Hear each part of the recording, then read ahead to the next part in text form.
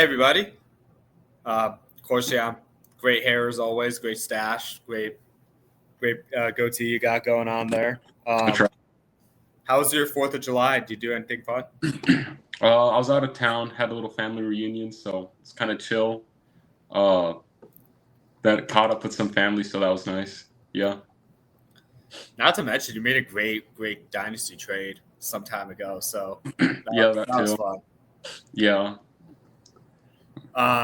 So for full context, Corstian and I we just had our draft in Corstian's league he formed, and it's 3 rounds, just drafting the rookies from this class. And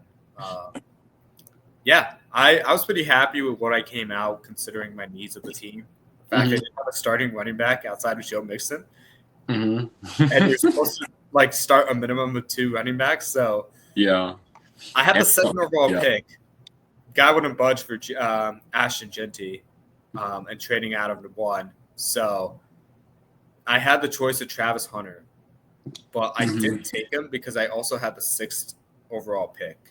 And I ended up going with Quinshon Judkins because I think he could get a lot of volume this first year with the Browns, and he's a really good player. I thought he was actually better than Trayvon Henderson in Ohio State, despite what the numbers show. And I ended up going with Luther Burden, 6th overall pick, and he was kind of slated to go in the 2nd round. So a very risky reach, but I think he's one of the few players that could be better than Travis Hunter. That's this podcast. And I think the situation with Caleb Williams and Ben Johnson, what he's walking into, is great. So invested in that. I know Corstian was pretty happy about his picks. Only bummer is I couldn't get Jalen Miro at the top of the 3rd. Because there's one guy who drafted all the quarterbacks from the QB class on his team. I don't know how he had that many picks to begin with. But then, that happened. So I'm like, oh, that sucks. So. Yeah, I was pretty happy with my picks. I ended up getting RJ Harvey with my 1st round pick, and then 2nd round I got Anika Buka, which I think he fell a little bit, but I mean, for falling, I'll take him. I'm in Tampa Bay. Look out, their receiving core is crazy. But we talked about them last week. But yeah, our trade basically. Corstian traded Najee Harris, so that was fun.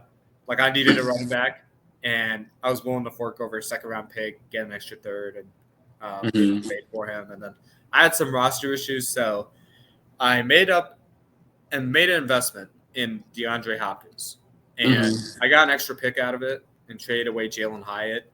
Knowing me now, Jalen Hyatt could be the next Antonio Brown, and that was a stupid trade to begin with. Yeah. But I still think DeAndre Hopkins has some stuff left in the tank. So trading away, lost the 2nd round pick for 2027, but got 2 3rd round picks in 2026, in addition to a 1st and a 2nd for this next year's draft. So I think I'm in a pretty good spot to kind of absorb the lost asset there and make it up. So it should be fun. I'm looking forward to this.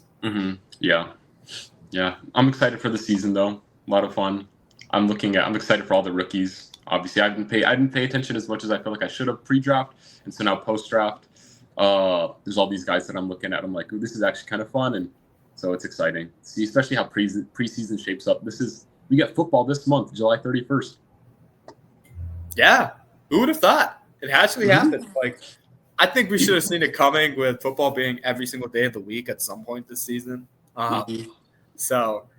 You got July football, you got football in different countries, you have expansion team talk on it.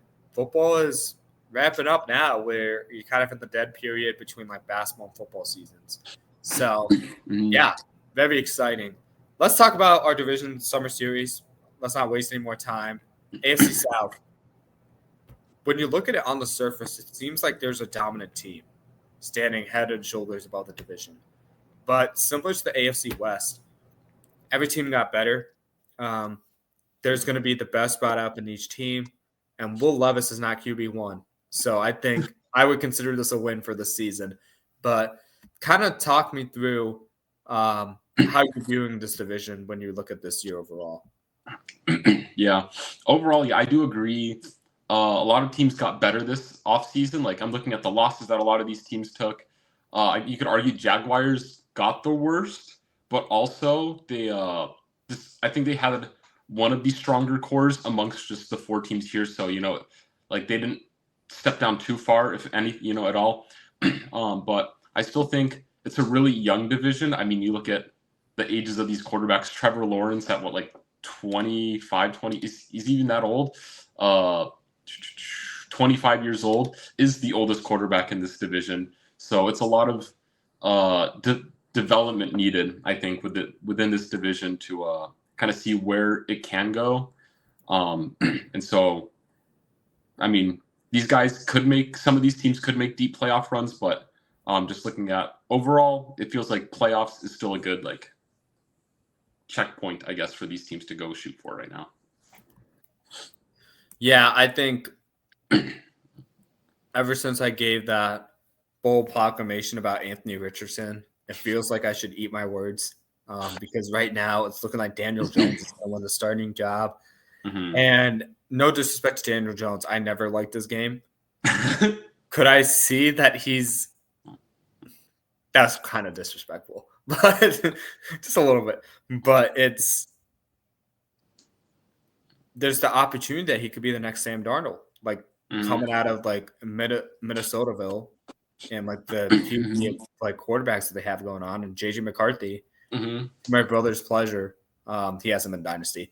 Could end up being the next Patrick Mahomes, but how they've been grooming him and stuff like that. So yeah. Would it surprise me that he takes a starting job? Not really. I think what surprises me is that the talent of Anthony Richardson hasn't been maximized under Shane Steichen and then the personnel added around him. That's what's pretty surprising. And I'm hoping for a turnaround. If it involves a different team, sure. But I'm hoping this kind of lights a fire under him to be the best he can be. Because you see the talent. It's just the consistency where it's on a specific throws that I think you mentioned at different points last season he needs to focus on. So that's a very interesting situation. But we're going to start with the Houston Texans.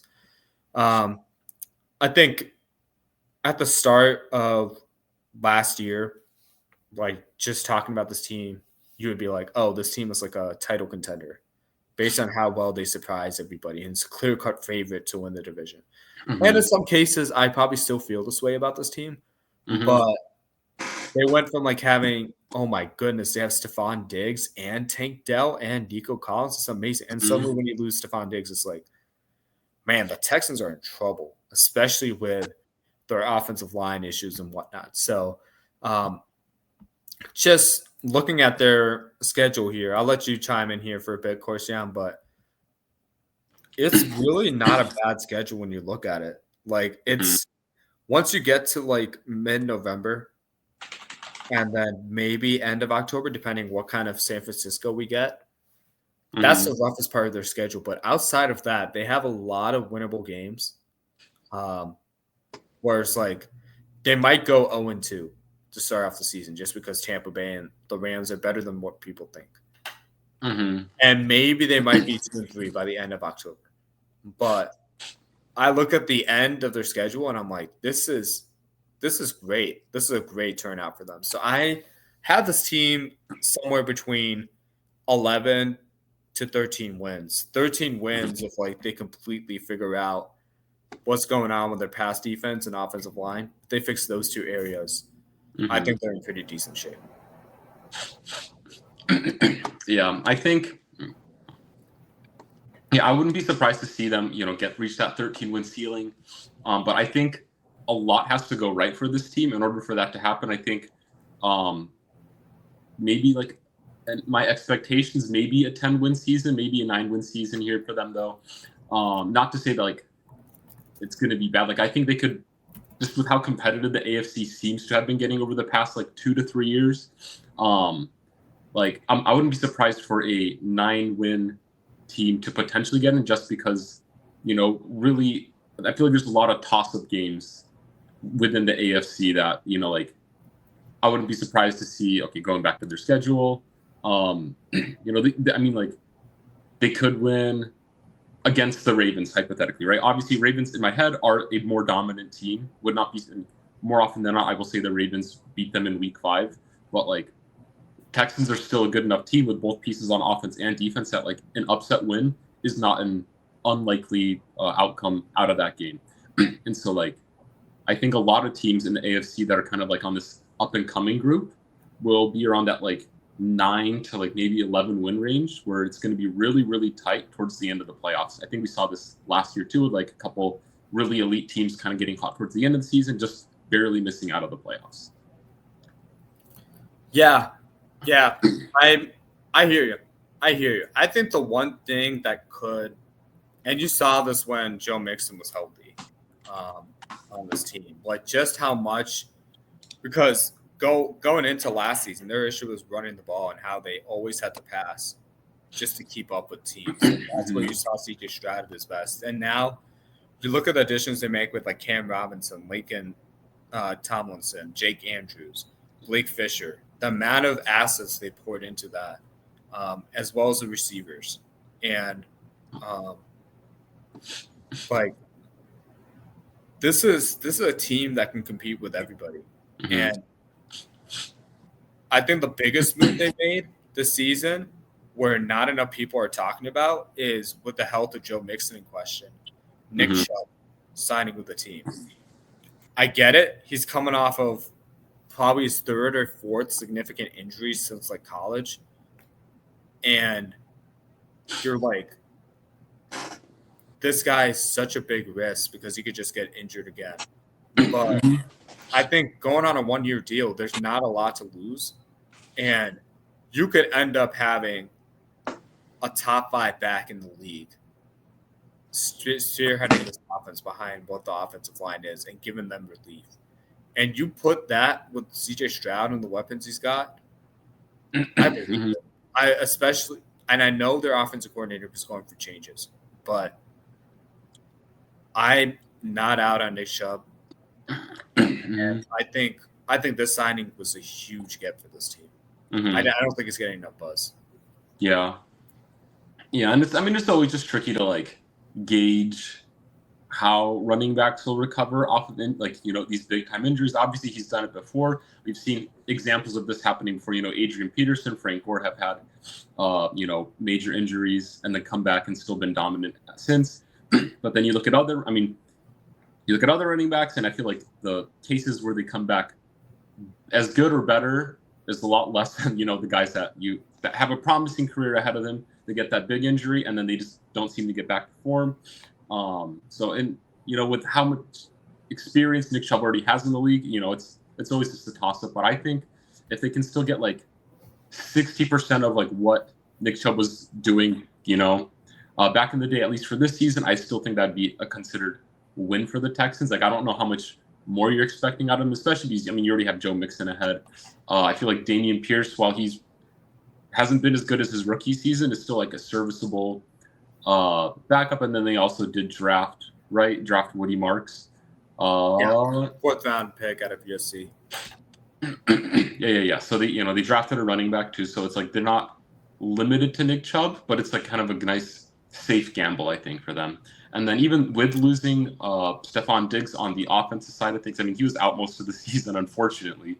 But Nico Collins is kind of your main guy. But then you also did bring in Christian Kirk. You got Jaden Higgins and Jalen Noel over the course of the offseason. So it's not really like they lost offensive weapons. They pretty easily replaced that. I don't expect Tank Dell to do much this season just with the injury he had at the end of the year. But again, you still have 3 new wide receiver talents that you just brought in over the course of the offseason. So I think they're chilling on that end too.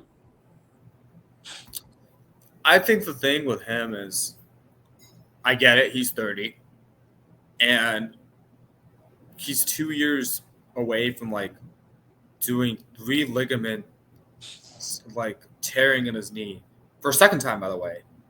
Not getting re-signed by the Browns.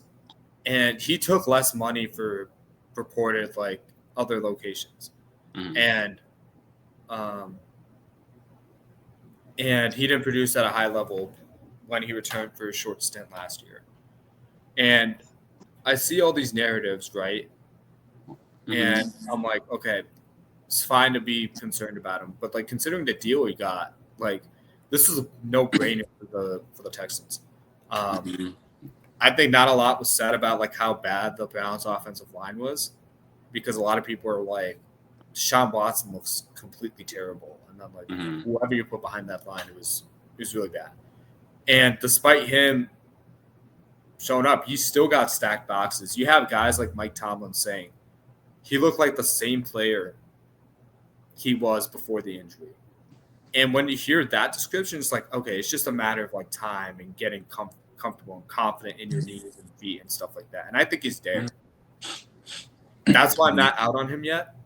Now, is he going to have like the same top line speed? Maybe not. But if you see like a quick acceleration and like the technique on like interior running, where he's like consistently getting at least 3 yards and stuff like that, if you're seeing that, he's back. He's back, because it's not about like, oh, is he the next Saquon? He doesn't need to be an effective running back and like elite running back in itself. So when I see these things and see like opposing coaches being like, he looks like the same exact player, that means he's still maintained the IQ he has. He still has the quickness and the change of direction and acceleration you need out of running backs, which I would argue is more important than top line speed. And I think for the deal the Texans got, this could be huge. And because you have Joe Mixon and Nick Chubb, you don't have to overtax either. Yeah, you don't have to worry about that. So, I think this might be the move that like really solidifies them as a contender, rather than last year where it's like you have all these pieces that look great on paper, but it never materializes because of bad luck. Yeah. Yeah, ultimately, though, I think for this team, it's just going to see how the offensive line holds together this coming year. Obviously, the whole narrative last season for the Texans was, C.J. Stroud just couldn't stay up because, pass rush kept on getting to him. And so, they brought in a lot of guys in free agency. They drafted someone, they got, veterans, all this kind of stuff going. So it'll be interesting to see how they gel together. And I think for both the passing game and for the rushing attack, I think it'll be super important, especially like, Nick Chubb not having the same bursts as before, but having that football IQ that you're mentioning, having the O-line be able to create those holes in the running game so that, you can use Nick Chubb's brain as a runner so that you can he won't be forced to just like, run into the back of the offensive line and, just take advantage of being able to read. And so I think, every team, O-line's super, super important, but more than other teams, I think the Texans will need good offensive line play more than others. Yeah. At least to keep CJ Stroud upright. Like at bare minimum, if you're able to do that, like I would consider that a win over last season, because that kind of like hamstrung a lot of what they were trying to do. Yeah. But cool. Let's talk Jaguars. This is a changing team. They drew a lot of criticism last year, having Doug Peterson fired midseason. They ended up getting a transcendent superstar, two-way player, in Travis Hunter. That could be a separate conversation in itself on like, does he play wide receiver or cornerback, and what do you think is going to happen? But you look at a list of guys you alluded to, like losing Evan Ingram. That was a huge play of like part of their offense. Mitch Morse, like Christian Kirk, they lost all their receivers, like, receiving options pretty much. Brandon Scherf, like Mac Jones as the backup, like a lot of changes where it's like, okay, how do we build around Trevor Lawrence and make this life easier? Because it wasn't it. And what did they do? They get guys like Patrick McCarry, like Eric Murray, Jordan Lewis, guys that you don't think of, but like trusted veterans, like Nick Mullins. I wouldn't say that's like a shocker free agency move per se, but just some stability there behind Lawrence, where it's like he can operate the system. Then bringing the guy like Duval, Cone, like innovative offensive mind, knows what he wants. I think that would be a fantastic like hire for the Jaguars if they're able to get the most out of Trevor Lawrence, obviously. But just the amount of changes, I think it's going to take them time to like get this team to gel. Mm-hmm. This team might be 2 or 3 years away from getting back to the start they had 2 years ago. Mm-hmm. Yeah. I mean, when you look at Trevor Lawrence's development, like I feel like he's had 4, maybe 5 years in the league now, but like realistically, he's had like 2.5 years of like pro experience just with how awful his coaching staff has been for like the early parts of his career. And so like, sure, he's 25, but I'm almost treating him as kind of just like, imagine he got drafted as an older rookie, where, you know, like it's a knock on guys or whatever, but like for him, you know, missing the first 2 seasons pretty much based off of just coaching alone, like the whole Urban Meyer fiasco. It's really hard to see, like, I feel like every year it's been the whole, oh, this is T-Law's breakout year. No, this year will be his breakout year. No. And I feel like in my head, I almost subconsciously feel like, okay, we have had enough of Trevor Lawrence's breakout years. But then you think about the situations he's been in. Arguably, this is probably the best situation he's been in, which is saying a lot. But at the same time, I think a lot of quarterbacks would like to be in this situation. I'm excited for the new head coach.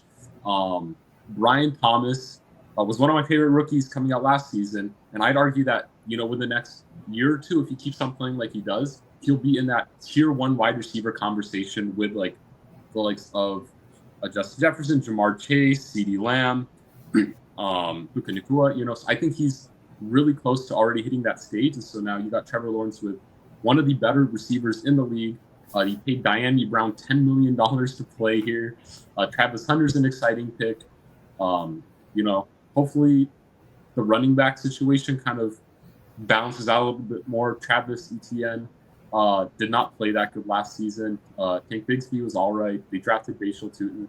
So, like, you got a room of running backs now. So hopefully, you know, one of these guys is able to have a consistent running game. And so, you know, there's a lot of exciting things happening. I think the Jaguars are a team that could either be, like you said, a couple years away from playoff contention, or, you know, with the new head coach, everything could just gel perfectly this season and they could all of a sudden be, you know, that 14-win team that I think people expected 2 years ago from the Jaguars that they weren't able to quite live up to. So I feel like they have one of the widest ranges of outcomes going into the season this year. The thing that gives me cause to pause on that is the defensive changes as well, and then like all the new changes from the offensive line and receiver spots, like just the amount of turnover. Yeah. And plus, what does the running situation look like? Because those are gonna be questions I have to answer that are seriously impacting the team. Mm-hmm. When I look at their schedule too, like just looking past the they could start out 0-5 in the season. They start out against Carolina, a very improved team, and they have an equal opportunity to win that. But are you telling me they're better than Cincinnati, Houston, 49ers, and Kansas City? Like, with this new coach at that stage of the season? I don't think so. And then that's not even counting the Rams before the bye week and then the improvements we see Seattle expected to make. So they have a very, very difficult schedule, like in their first 7 games. And unless they do better in their division, like it's not going to get easier with the Chargers and then like the Broncos, like being where they are in the schedule. So for me, I'm not seeing this team like better than like a 7-9 win team. And I'll probably be on the lower end with that because there are a lot of great teams on their schedule that are further along the timeline they are at that I just don't feel confident with, like a really strong AFC. Yeah. So like I was saying, this is a team I think that has one of the widest range of outcomes. At its worst, I think this team might just win 6 games this season. Like you said, there are a lot of question marks. You know, new head coach. Does that, you know, because there's a lot of times where it's good coordinator, not so good coach or head coach. And then, you know, is Trevor Lawrence really him? Is kind of, you know, the sentiment of his entire career, really. You know, and so it's like at his best, I think we could see a 10-plus win season out of Trevor Lawrence. But again, there's a lot of question marks, and that's why I have him all the way down to a potential 6-win team, all the way up to like maybe an 11-win team, which is a crazy range of outcomes. But again, everything just has to click right. Similarly to how the Broncos last season and the Commanders last season went from a worst to first, not quite, but like that, that style, that type of change, where, just the right coaching and the right quarterback together can really elevate the team. And so with Trevor Lawrence and Cohen, I think it has similar potential to be one of those right quarterback head coach combinations that can really propel this team super far forward, potentially taking the division here. But like you said, it's a really, really tough schedule, tough AFC, competitive division. For all we know, they could, like I said, they could win 6 games.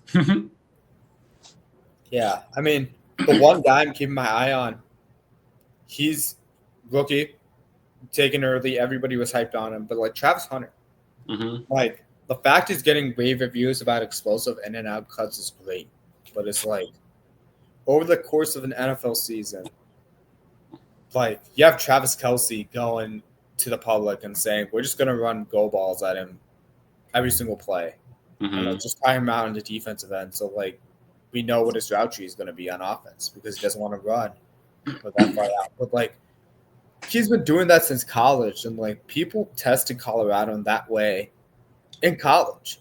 Like when I hear like about his stamina and like he never gets tired and stuff like that, like in the pros are impressed by that. That kind of speaks volumes to like what kind of conditioning he's in, and but at the same time, how long is it going to take him to get used to the playbook and like play faster because he knows the plays and like it's just leading on instinct rather than trying to learn the playbook in those first few weeks of the season? I think that's a very important question to look at when you're saying like, okay, how much of an effect does Travis Hunter have on him? Because the way he was drafted and the way he was talked about as a generational talent, you want to see him like completely upend the trajectory of this team.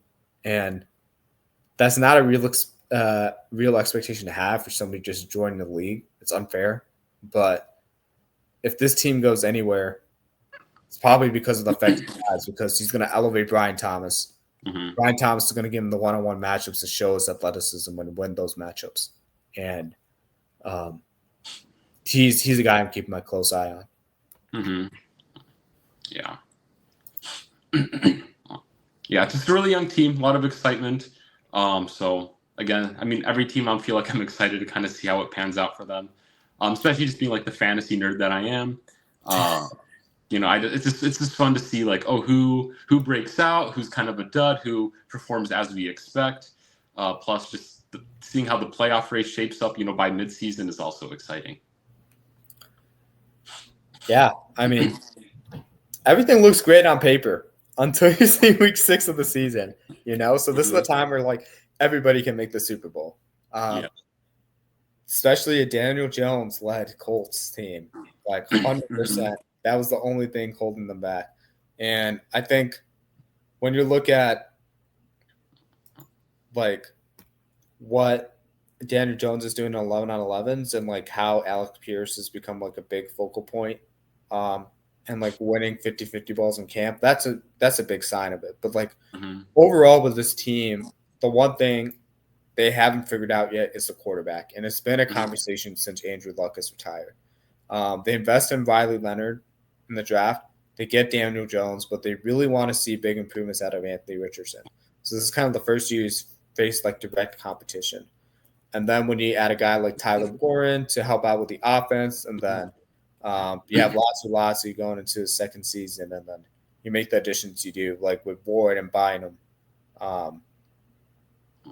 They're making a lot of changes, but really it's challenging Anthony Richardson. Are you going to step up? If not, we'll find somebody else that can. Yeah. Yeah, it's a struggle with Anthony Richardson. Like, obviously, I think, like, personality-wise, I think Anthony Richardson is a great guy. Like, I've seen multiple news stories of him helping people out, just being, a really great person. But from the draft, I I've had doubts of his quarterbacking ability, his potential. I feel like, which is what you've been super high on. I mean, is through the roof. Obviously, he has pretty much all the physical talent that you dream of. When you make like a Madden create your own player type quarterback of size, strength, and speed at the quarterback position. But I feel like we both knew that he was a major project going in as a quarterback, getting drafted, which is why I wasn't super high on how highly he was drafted in the, when he first came into the league.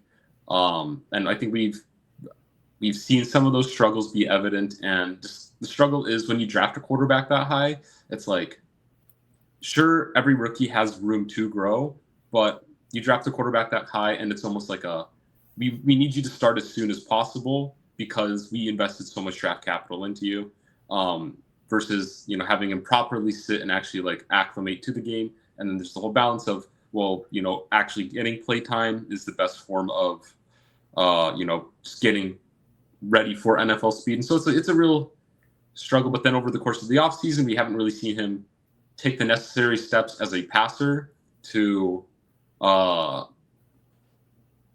really show that he has what it takes to be an NFL quarterback. But then also last season, the receivers kind of had struggles with drops. So it's this whole really big push and pull game with Anthony Richardson.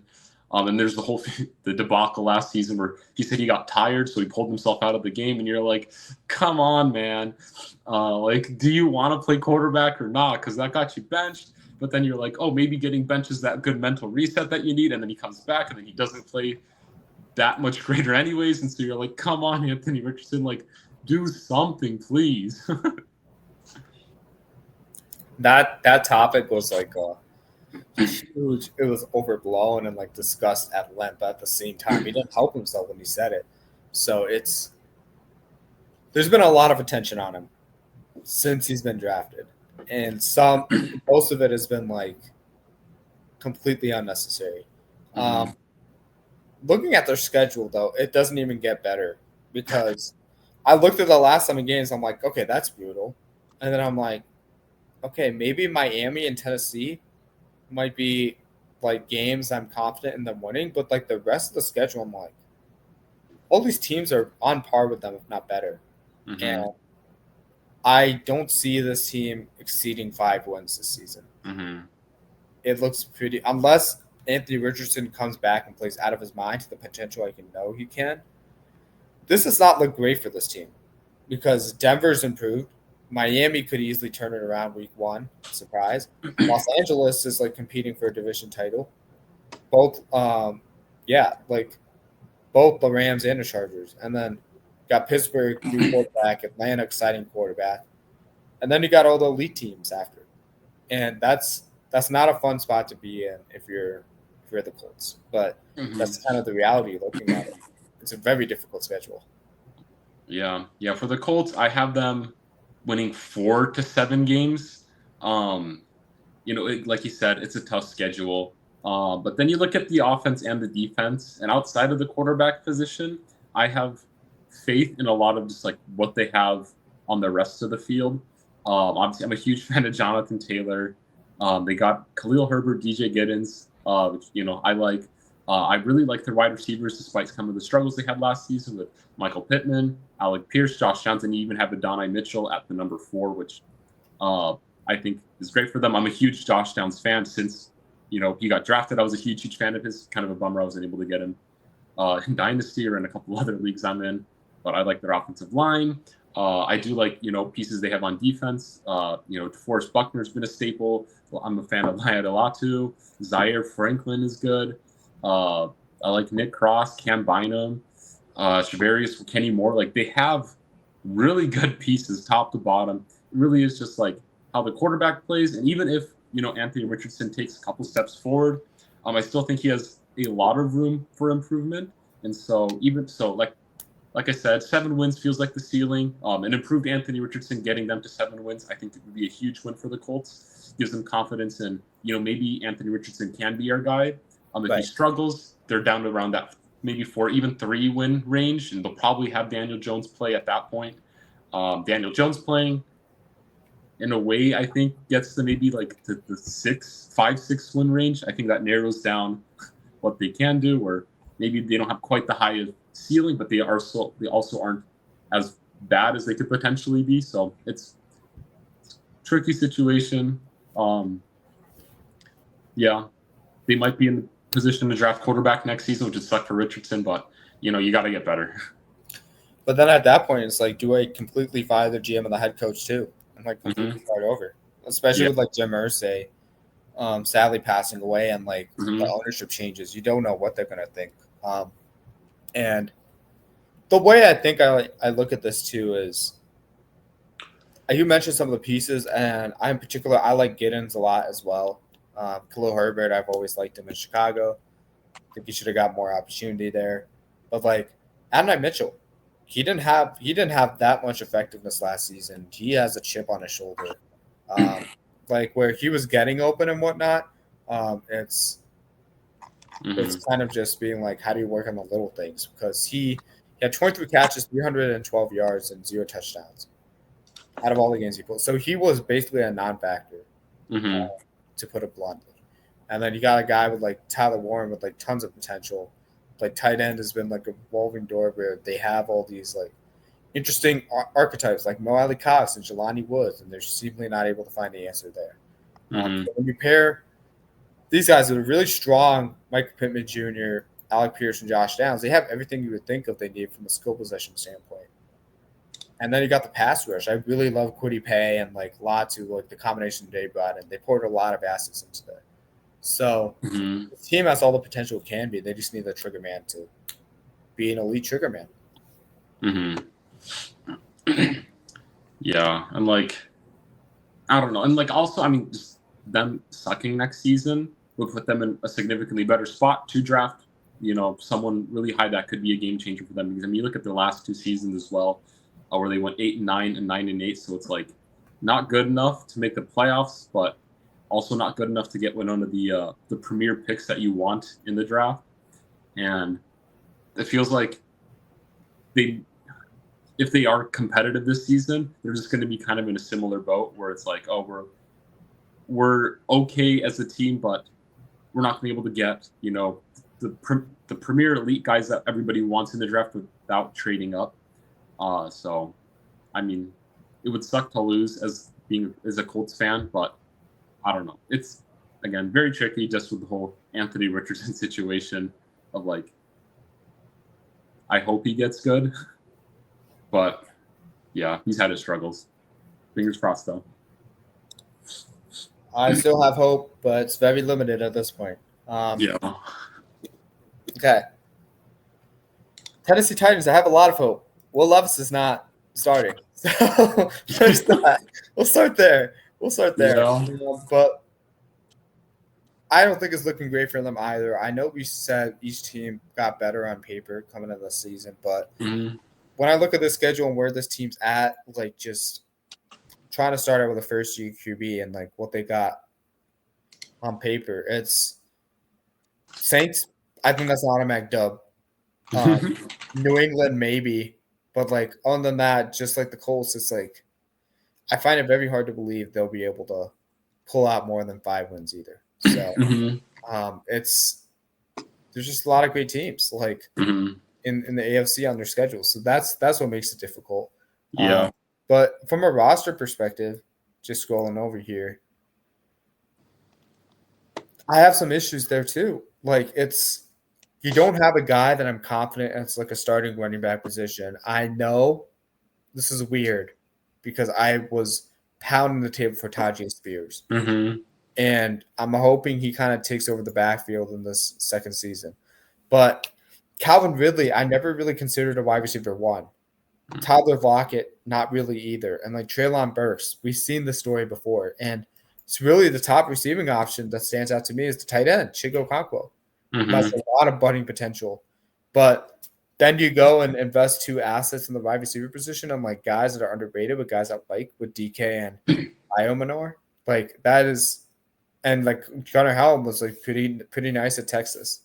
I think the big thing to be excited about is the investments in the offensive line they made. That is something to pay attention to, where that can help Cam Ward keep his feet up for longer than you anticipate. But their defense is like, you look at their defense, it's like completely insane. Still got Jeffrey Simmons. You get Cody Barton and Draymond Jones, great gets, and then you take a chance on L'Jarius Sneed again, year 2. Is he going to be a factor?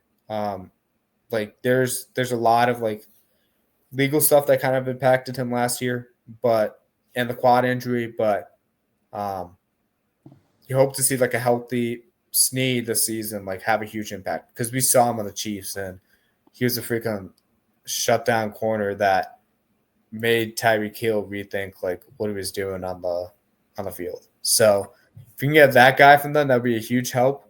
But it's going to be a transition when you lose like major guys like Kenneth Murray and Nick Westbrook-Akine and Tyler Boyd. Yeah, I have them slated maybe like around the 6-ish win range. But like I'm excited to see how Cam Ward plays. I think this will be a significant upgrade over Will Levis. RAP to all the Levis memes we'll see, though. The weekly screenshot was kind of a fun experience from last season. But yeah, I feel like they're on like an upward trajectory of, what they can do. I'm excited just the fact like for them to have Calvin Ridley here for at least Cam Ward's rookie season. Obviously he hasn't been quite the like X factor I think people expected of him once, he came back and started playing again. But objectively, he didn't have a bad season last year. It was like he hit the 1,000-yard marker. Had like 4-ish touchdowns. Yeah, 4 touchdowns. So, he's like been consistent over the last 2 seasons. I think just upping his catch percentage. Plus, I think that'll be easier though, now that you have a better a likely better quarterback with Cam Ward here. Having 1,000 yards and 4 touchdowns with Will Levis, I think is impressive. And then now you get a better quarterback. I think you're expecting some improvement on those stats there. I think Tyler Lockett is a improvement at the number 2 spot there versus, having Tyler Boyd and Nick Westbrook-Akine.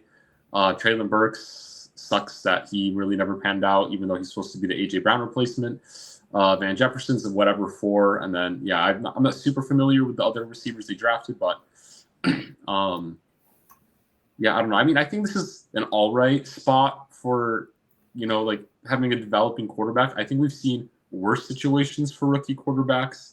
And so while I do think that they'll probably suck this year, like it'll be like a positive outlook for Titans fans, kind of just being able to see the light slightly in the future.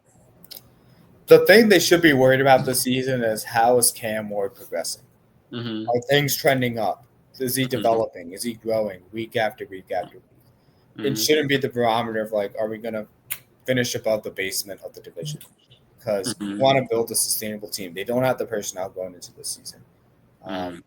So it's really like, is Cam Ward the guy that we can trust to lead our football program, knowing that there's all these quarterbacks coming out of college next year that everybody wants and everyone's going to pour their assets in. And if Cam Ward doesn't pan out, now you're stuck in a weird dilemma where it's like it's a one season, is rookie season, but do we cut the cord and draft another QB round 1, which is an insane thing to think about. But I think it's very important, like how it would be measured this season. Yeah. If anything, though, it kind of shows confidence from the Titans end of just being like, hey, we like what we see in Cam Ward, that we're, more excited to draft him number 1 overall here instead of, drafting a support piece for whoever we take early in the first next season, And so I feel like that's like a little vote of confidence to Cam Ward that he was taken number 1 overall. Obviously, if you're taking number 1 overall, it should be the hugest vote of confidence. But, I think it's a nice just I guess, not like direct show of like confidence, but like just being like, we trust you to be our guy. That's why we're going to take you number 1 overall. We're not going to trade back. We're not thinking of a quarterback next season kind of mentality, which I think will bode well for them. And even if they suck this year, then they'll have a good draft pick next season. If they have the number 1 overall again for some reason, odds are Arch time, baby. You know, I mean, if they have the number 1 overall next season, I'd hope that they, use that to trade back, because I'm assuming there's going to be a lot of teams gunning for the number 1 overall with the quarterbacks available. And then, you get a haul, you maybe get really nice pieces, maybe you get a DJ Moore or something, I don't know, but as long as we don't trade for Tyler Lockett or something like that. I just laugh about the Panthers trading away DJ Moore to the Bears couple of years ago. That was like the greatest thing. That was like a Merry Christmas gift. Yeah. But yeah, it seems like the Titans made decent upgrades, or at least, fill in pieces for this season to at least stay competitive. So it's not one of those like a rookie quarterback comes in and just everything sucks around him, so he can't really develop. It's one of those where it's like, sure, the team isn't great, but there are pieces to work with so that, the quarterback can go out there and, at least stay competitive in a couple of these games, which I think is good. Yeah, the skill positions, like I said at the top, like that scares me right now. Because they're not the greatest structure. But what gives me the hope is their offensive line on the front. So hopefully that's in their primary area of focus for them next season, not the off season or like mid-season trades. But right now, the primary focus should be the development of Cam Ward, because that's gonna kind of set the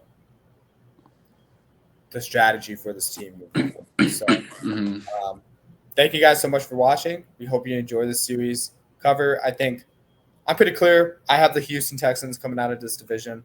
Once again, Corstian, are you in agreement or disagree completely? Or yeah, I'd say 8 times out of 10 Texans win the division, and then there's the 2 times out of 10 that it's the Jaguars, and I don't really have the Colts or the Titans winning this division. Okay, well, there you have it, guys. You can follow us on our Instagram page at amon.a.mission. Amon A Mission on our YouTube channel. Corstian, it's great as always. Next week we'll talk about the NFC East. Exciting times ahead with the division champs, what the heck the Cowboys are doing, and big trust in Russ. It should be fun. Yes, sir. Alrighty, guys, take it easy. Yep. Peace. Yeah.